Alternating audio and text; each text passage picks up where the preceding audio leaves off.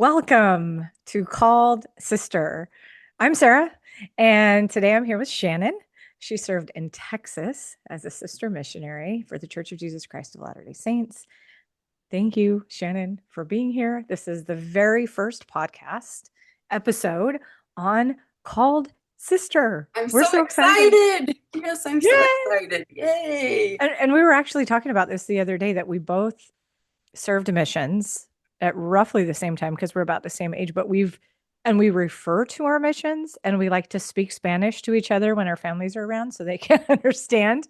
Yeah. But we haven't really talked much about our missions. Yeah, I thought we've been friends for a long time now, and we've talked about, some of the most intimate things of our lives, but I couldn't tell anybody much about your mission other than where you served in Spain and about when you served. And that's really about, I couldn't give anybody any cool, I don't know, not that you need to know my stories, but it was a huge, huge, huge formative time of our life, and yet we haven't really delved into it ourselves and talked about it. So I think it's going to be awesome.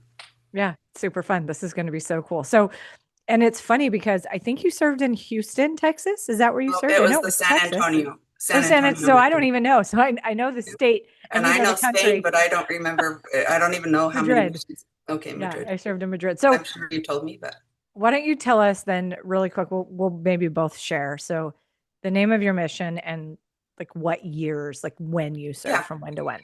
Yep. Mine was the Texas San Antonio mission, Spanish speaking, and I served from 95 to 97. We can get more specifics in there, but my mission president, his name was Stephen West, and he had just been there not too long because a lot of the missionaries were talking about the last mission president that they loved. They loved President West too, but anyway, that's he was there the whole time. So, and his wife, Awesome. Martha. Wait, 95 to 97? So he's you're older I'm than older me. than you. Yeah, I I'm always older. forget that. I guess. Yeah. Okay. Yeah. So I served in the Spain Madrid mission from January of 99 to July.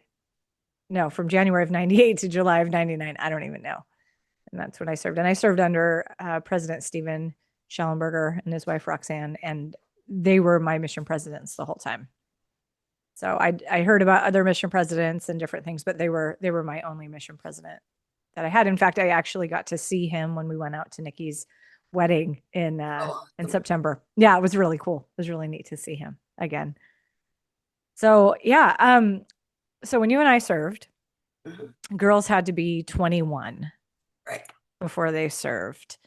Even before we talk about why we served or like what made us decide to serve, can we talk about that a little bit about the age? Yeah. Yeah. And it will be interesting um, to hear the opinions of other people. I don't know. I haven't done a lot of research. I've seen a few quotes, and so I'm not saying that this was the church's stance, but I can tell you just culturally what I thought about that age, culturally, what I understood growing up, and especially I know I think it was starting to change, but much more the idea was we're going to wait until you're 21 in hopes that you can get married. Yeah. And then if you can't, because you're, whatever, then maybe you want to consider serving a Can't get mission. married off. So that was kind of also kind of one of the turnoffs, I guess, from the get go is, wow, I Yeah. hope I don't make it to be an old lady that my only choice is to serve a mission. I'm Yeah. certainly not saying that was for everybody or even anybody. I don't know, but that But was that was kind of a stigma, kind of I the think. cultural stigma about it. Yeah. Had Mm. had you ever met sister missionaries? I mean, you lived in Utah, right? Yeah, I lived in Okay. Utah, and honestly, I'm sure I had, um, but I don't remember ever. Like I never Mm. worked with them, never went on splits or Yeah, had them over I had for never met dinner one. or yeah, I never even didn't think about serving a mission, actually. I mean, my brother was 2 years younger than me, and that was just kind of the rules, right? If you're a boy, you serve a hmm, mission when well, it was 19, right? Yeah, it was yeah, 19 because we yep, went at the same time. So yeah, we always knew that he was going to serve a mission because that was just the way that it was. hmm, But I never even thought about not serving. And I would joke around and be like, I'm not going to go be a nun for a year and a half. Yeah. Yeah. That's what I would say. Well, yeah, from the time I was young, I have six older brothers who all served, but from a huge family, six brothers and four sisters. None of my sisters served, and we'll Mm, just get out of the way so we don't have to always bring this up that we don't judge anybody, nor do we say that we are better or that our testimonies are somehow superior right. in any Yes. way to anybody else. But we get to talk about our situation and why it was the thing that I know for me that it was the thing I needed to do, but I can share with you, why I decided to go. But growing up, a few times my dad would say, when people would ask about my brothers or whatever, and he'd say, and maybe my darling Shushu, which will go on a mission someday. And I would be like, uh, no, first of all, I was terrified of the thought of leaving home at all. I was such a homesick kid. Um, but also I just thought, why would I do that? The only person I knew, and which is awesome, I have my oldest sister-in-law, my oldest brother's wife, she served a mission. But no, none of my like group of closest friends, there were a few in my like school, in grade of school that went, but I didn't have much of an influence of any sister missionaries in my life or returned sister missionaries or That's interesting. But your dad did say that maybe you would serve. hmm he Interesting. would say it several times, and it just scared me. And it I was was just like, you? Like he didn't say that about any of your other sisters? I would need to ask, but I don't know. I I don't don't think. remember. I just Yeah. know. I just remember specifically, even as a very little girl, being terrified when he said that. Hmm. Yeah, I bet. Like, You're like, what the heck? yeah. Yeah. Mine, so then what made you either decide to serve or like you started having thoughts of serving or Yeah, well, I'd love to share that story because for me it was critical to my whole mission. Um, is that I actually, and I've seen now a pattern with the Lord in my life that when He needs me to do something, He usually gives me the question instead of the answer, oh, really? and this was the first time, and the first time that anything has come so clearly to my mind, because I can tell you exactly, it was the end of December of 1994. I think it was maybe it was December 30th. I remember it was close to the new year. And I remember sitting on my bed. It was fairly late at night. I I don't know what I was doing, but I remember I was sitting on my bed with my back to the wall and I heard a voice in my head. So it's not out here audibly, but the voice so clearly in my head that said, "You're going to be 21 in 9 months. If you want to know about a mission, now is your time to ask." And I was shocked. You were like, well, that's weird. Yeah, and I was like, well, I don't want to know, so why would So I thanks. ask? No. Um, but I mean, no, looking back now, I'm like, you should have just known then. Obviously, you're going on a mission, but I had no clue. I just thought, wow, that is crazy. And I guess, I mean, yeah, I'm July 31st is my birthday, so that's a little over 8 months away. So I guess I should, if I wanted to consider. Anyway, it, that was the seed that was planted in my heart, though. That question at first I didn't want to ask at all, and then I started kind of thinking about it, and um, it was a long process. I didn't tell anybody. I think Mm. I started the few sister missionaries returned that I knew. I started kind of asking them some questions. And then I eventually did. My answer didn't come just all at once, although I did have, well, it did, but it wasn't what I expected.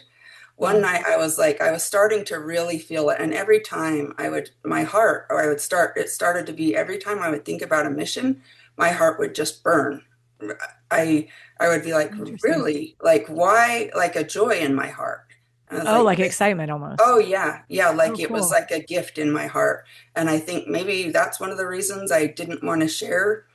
And Mm. Yeah. I was just like, I have to figure this out for myself. But one night I was like, okay, it seems like people like tell these stories about how they then I knelt down and then I got this answer. Right. And I did hear the Spirit, or whoever, maybe it was an angel that spoke through the Spirit, ask me that question. So I need that. I haven't got that yet.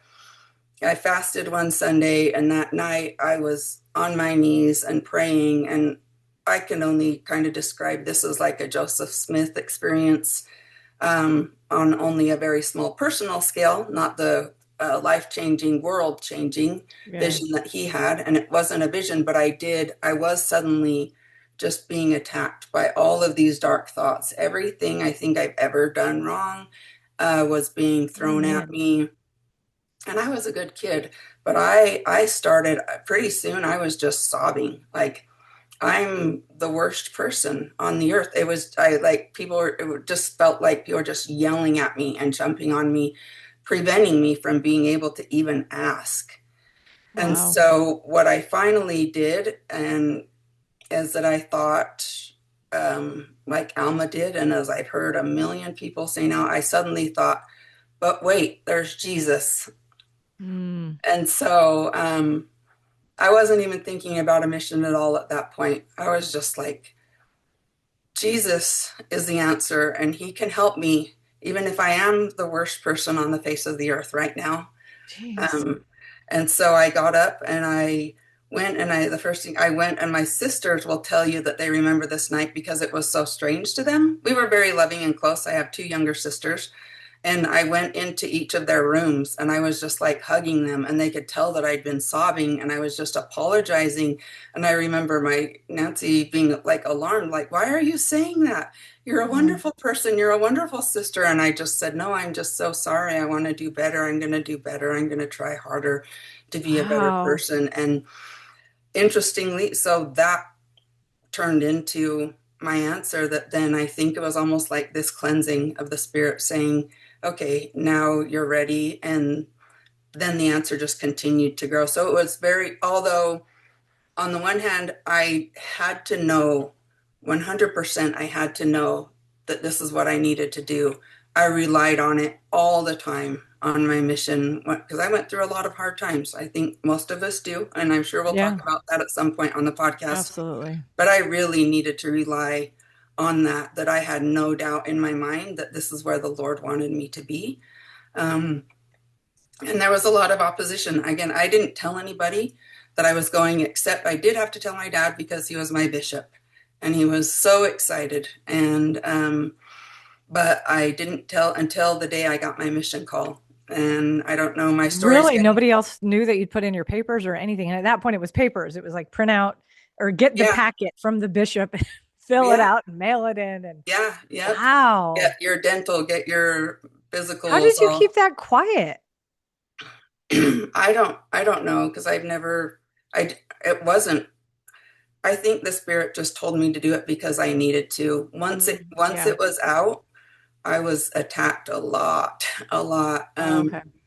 The guy I was dating at the time wasn't a member, and he felt really hurt that I was kind of abandoning him. Choose because I Wow. could choose. He knew it wasn't expected of me. I was Mm, choosing. yeah. So that's when I first got my call. But I actually had another boyfriend so I was kind of dating this guy, but another boyfriend that was on a mission. And I had already decided too that my life, I was in college and I had everything planned out, and we Hmm. was going to get home and we were going to get married and all Oh, that. nice. Anyway, I'm going on way too much. We'll talk about that another time. But my sisters also, my brother, that was the only one home when I opened my call, he was so awesome and so excited for me. I gave him the paper. I told him to read this. And he was like, he thought it was a joke because we were very, very close. So how could Hmm. I have a mission call without him knowing? Without letting him know. Yeah. And that's how all of my family ended up being very supportive. But at first, some of my sisters cried, and I Mhm. think my oldest sister Kathy was mad at me, like why? Yeah. But then they were supportive. Um, but it was a rough few months until I went into the MTC. I I think we should probably talk about that at some point too. I think we have years of content just between the Yeah, two of us and I think everything that so we've too. been But through. That's so I'll just awesome. stop there, and then I'd love to hear because obviously your story is going to be very different. But for me, um, my dad told me something, and I don't want to say this. Maybe I shouldn't share it because it would sound. When my dad decided to serve a mission, his family wasn't active in the church at all. Mm. And he said that if he went, the only way he wanted to come home was in a box. He is not suggesting in any way that anybody should hurt themselves or Wow. but he said if he made that commitment, he wanted to keep that commitment. And Oh, so okay. that's what Like he he meant by wanted to that. give It's his like all. nobody, yes, Okay. he wanted to give his all. And that the only way somebody could make him come home or that he would choose to come home was if he had, something had Sheesh. happened Yeah. that he had to be home in a box. And so that might be really traumatizing. Maybe we should cut that out. I don't know. But for me, it was, I wanted to be able to say the same thing that I know this is what the Lord wants me to do, so I'm going to commit to it and I'm going to stick with it no matter what. That and that's again, I don't know, maybe we should just cut that all out because there are times I have people in my family who went out on missions and were not able to serve the whole time for various reasons. And our mission calls, brothers and sisters, it says you are anticipated to serve Yeah. for a certain amount of time. And if that doesn't work, I don't ever want anybody to feel that I'm judging them. But for me, I needed that. I needed to say, whatever comes, I know God wants me here and I need to do it and be here. So And I actually really like that part because we all anticipate a lot of things, don't we? Like I anticipated my life to be a certain way and it yeah, isn't at yeah, all and it yeah. hasn't been. And that doesn't mean that it's wrong. It just means that it's different. And I think we anticipate a lot of things. So wherever Can you I tell you are, just one funny thing? yeah. And then we'll talk about at some other time all the time in between. But I was my mission call was to report to the MTC on August 9th of Okay. 1995. And my missionary, his release date from his mission was August 9th, 1995. So we didn't even see each other. Oh my gosh, that's hilarious. You're like, It is okay, well, hilarious. But he probably wasn't, didn't feel that's not who hilarious at I'm the married time. to now. I just had my 25th anniversary. So Nice. obviously that was, Congratulations. thank you. Yay. Yeah, I think it's important though to talk about that and again, that's probably going to be a whole another episode. I think we have episodes coming out of our ears and eyeballs, just with the things that we want to talk about. But it's so important to know that whatever is anticipated is just that. It's anticipated, and any amount of time that you serve is beautiful. And even Absolutely. if you're somebody who chooses not to serve, maybe the traditional mission, but you Yeah. serve in other ways, like that's also beautiful. So the reason Shannon and I are talking about this and the reason I'm hosting this podcast and why we're doing this is to get the voices heard of those sisters who have served. Just to create a really, really safe place for that, because we all had similarities in our missions and we've all had differences in our missions. And I think it's really cool to be surrounded by people. It's kind of this sort of club, I guess, that we can kind of give each other a nod and say something, be like, yep, totally get it. I totally get it.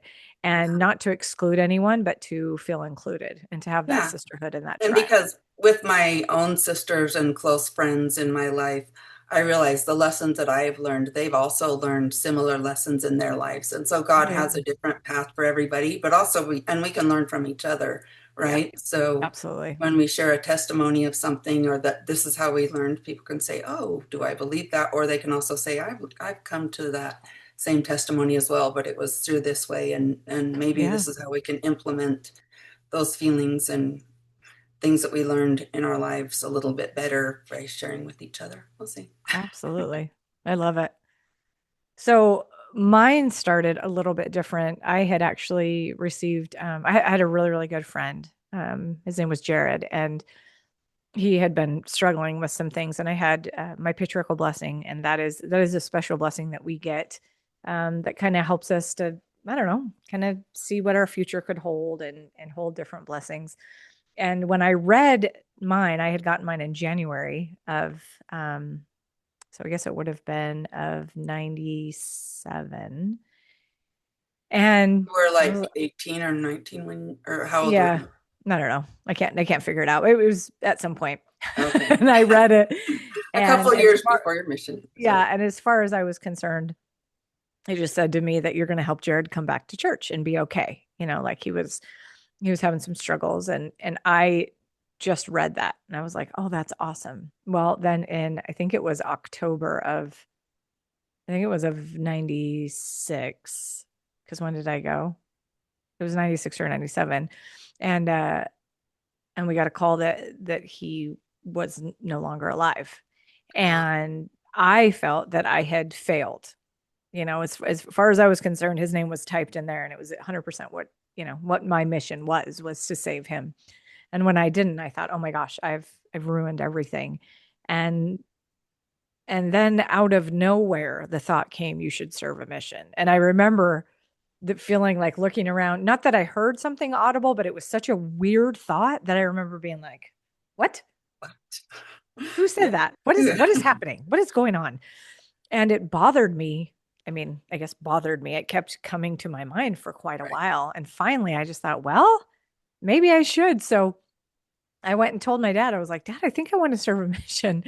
And again, all these things that we should edit out. I should probably let him know I'm talking about this. But um, I told him, and he looked at me and he said, "Nope," and turned around and left.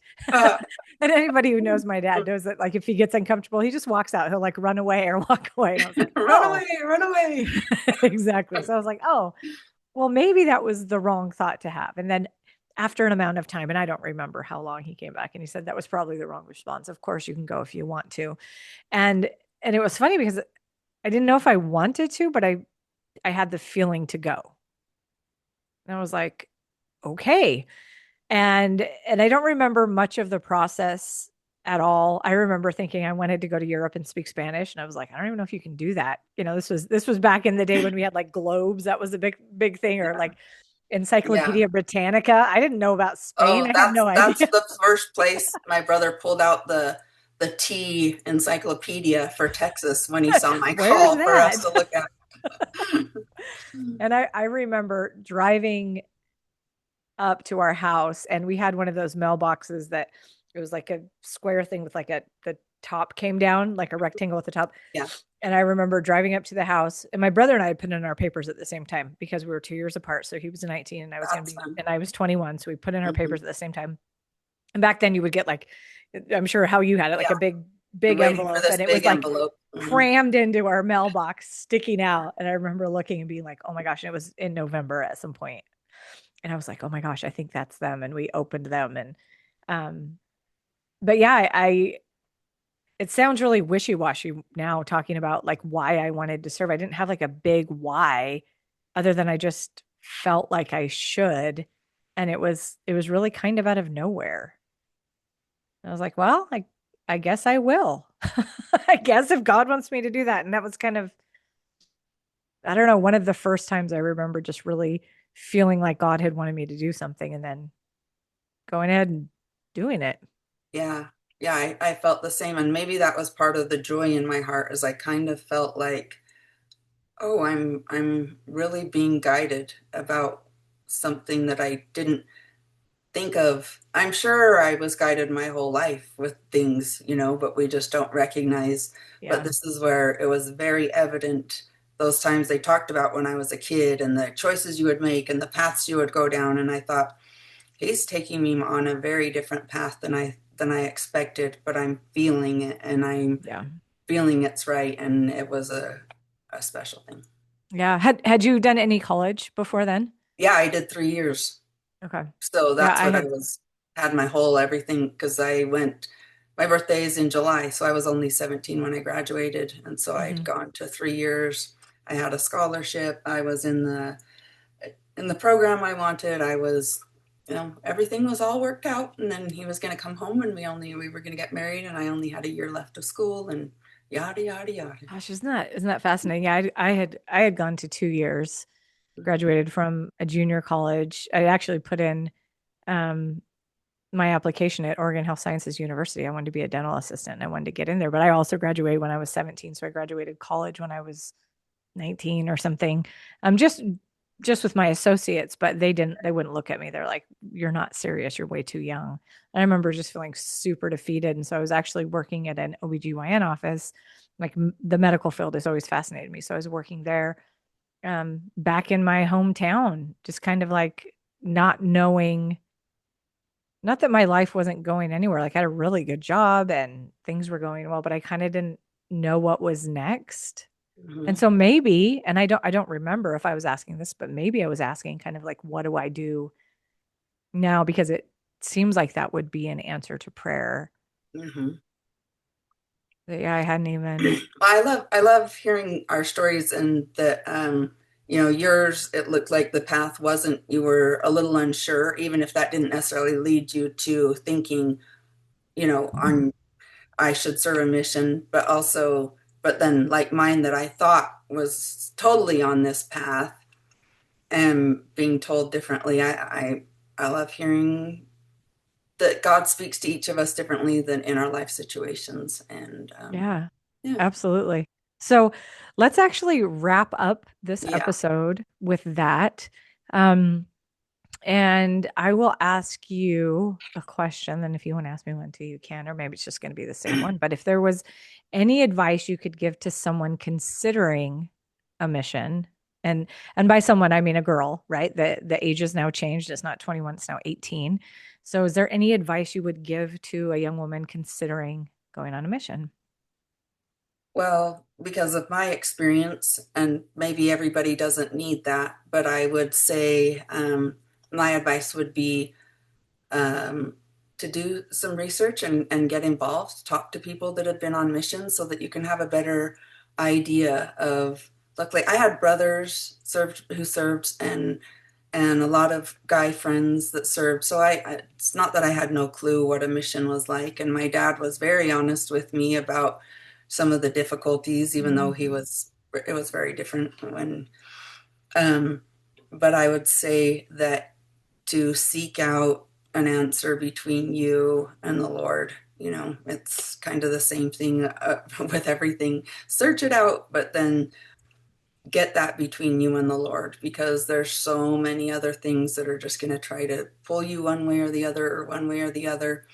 And I have no doubt with something this big of taking a year and a half of your life that God knows if it's a good thing for you or not. And maybe for some people, maybe it is. You can choose either way and it will be, God will bless you. I think sometimes that the Lord has said that to me, this path or this path you choose. But in my situation, I needed to know this is the path, get on it and stay on it. So I would encourage anybody to really seek out that answer, to be able to have in their heart, um, when times get tough, that they will know if that was, that they can lean back on that when they're no longer feeling like they want to be there, or feeling. Um, I love another Kieran. No, it was actually Carl Hurst in mm, a general conference talk about a year ago, and he was talking about God's love, and he said, "Being the loved is not the same as feeling loved." And I mm. think we need to know and have that knowledge that God loves us, even because there are times when we don't feel it. And the same thing for me with as a missionary, for sure. I needed to be able to rely on that knowledge that God wanted me to be a missionary, even when I didn't feel it, even when I was depressed and struggling, that I still had that knowledge, even if I didn't feel it at the time, because that's my advice, and that was very roundabout. Maybe we should just record it all over again, but No, I love it. Your advice was that's the first to find advice. it out. Yeah, and I think that's huge because I feel the same way. I love that you had somebody to talk to, and it's funny. I'm realizing I need to like call my parents and be like, listen, like none of this is your fault. They were Yeah. both Oh, they were both converts, like they hadn't been on missions, they hadn't served. I didn't know any girls who had served. In fact, my brother and I went and we didn't really know anything about anything. We just felt like Right. we Well, wanted to we should make go. it clear. I don't know if we said, did you say where you were living? Because I was in Ogden, Utah, where I was Yeah, and born I and was in raised. And Oregon. so, right. So I was surrounded, besides my six older brothers, which that's a lot just right there, right? Yeah. But I had friends all around me, members of the, Yeah. all around So me that was we there. had So very different beginnings of yeah, that too, yeah, which is really cool. So if you're somebody out there who's considering a mission, talk to people, ultimately pray about it because yeah, that's where you're going to get your answer is from Heavenly Father. And Shannon and I are both on the very same path of choose the right doesn't mean that there's one answer. Like there's so many answers and there's so many options and there's so many, maybe a mission is for you and maybe it's just to get your paper started. Maybe it's just to get you closer to Heavenly Father. Maybe it is to serve a mission and maybe it is for a little bit of time and maybe it is for 18 months because we all have different stories and whatever we're anticipating if we're getting closer to Jesus Christ, like that's the ultimate goal. yeah, And absolutely. however we get there is equally beautiful. And one of the ways that Shannon and I have gone there is by serving a mission. So I think we'll end this Yeah, podcast. probably We've better. done it. We did our first one, Shan. We did it with Awesome. um much opposition as always. Yeah, And we're so grateful that you're here. To all of our listeners, watchers, if you enjoyed this, share it with somebody. If you have questions, like leave us comments. Let us know if there's something a topic you'd really like us to cover. If you have yeah, questions, if you served a mission, like we just want to open up this conversation with women everywhere and create such a beautiful, loving tribe of women yeah, where we can yeah. support one another. Awesome. So Excited thanks about for it. coming. Thanks. Thanks for having me. This is awesome. All right. Well, we'll talk soon. And Okay. I don't know how we end. I don't know. How I do we guess end? um uh I will have to come up with some kind of We'll have to come up with something. maybe a catchphrase or something, or maybe we just say over and out. Right. Okay. Love you. Bye. Mwah. Love you, bye. Love you. I Bye. I like I it. kind of like that. Just love you, bye. I like